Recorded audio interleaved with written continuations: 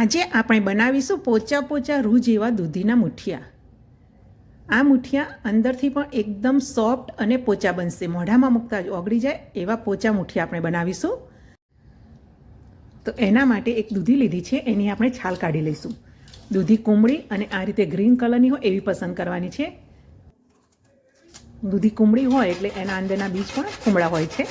તો હવે એને છીણી લઈશું. તો જુઓ, આ રીતનું આપણું છીણ તૈયાર થવું જોઈએ. છીણ થોડું મોટું હોવું જોઈએ, એકદમ ઝીણું છીણ નહીં બનાવવાનું, એ પણ આપણે ધ્યાન રાખવાનું છે. તો જુઓ, આ રીતે મેં બધી જ દૂધીને છીણી લીધી છે. હવે એમાં આપણે મસાલા કરી લઈએ. તો મસાલામાં આપણે લસણ અને મરચાં ઉમેરીશું. 6 થી 7 કળી જેવી લસણ લીધું છે અને મેં નાના નાના 5-6 મરચાં લીધા છે. એને મિક્સર જારમાં પીસી લઈએ. ખાંડણીમાં પણ આપણે એને પીસી શકીએ છીએ. ટેસ્ટ પ્રમાણે આપણે મરચાં વધારે કે ઓછા પણ ઉમેરી શકીએ છીએ. તો સરસ એવું મરચાં અને લસણ પીસાઈ ગયા છે. એને છીણેલી દૂધીમાં ઉમેરી લઈએ.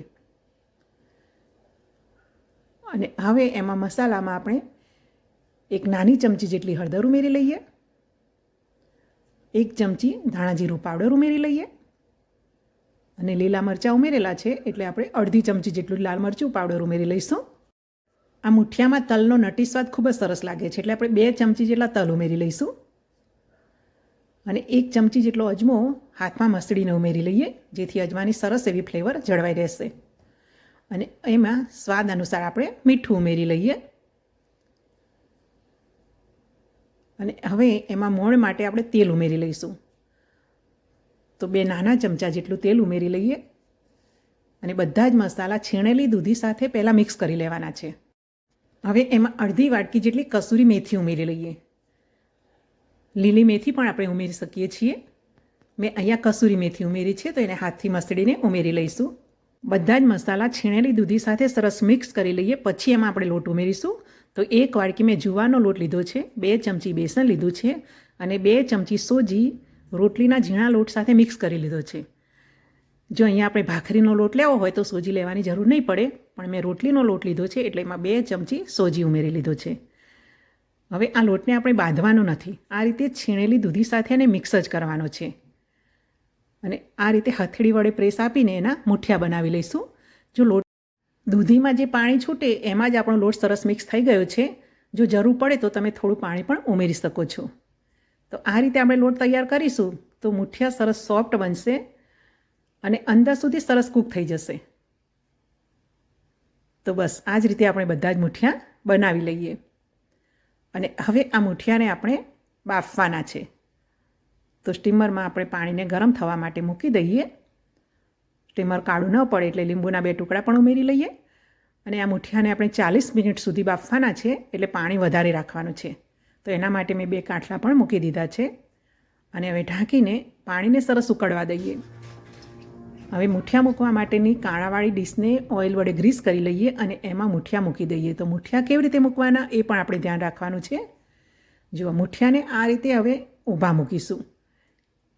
આ રીતે ઊભા મૂકીશું એટલે જે કાણા છે એમાંથી વરાળ બહાર આવશે અને સરસ રીતે મુઠિયા આપણા કૂક થશે.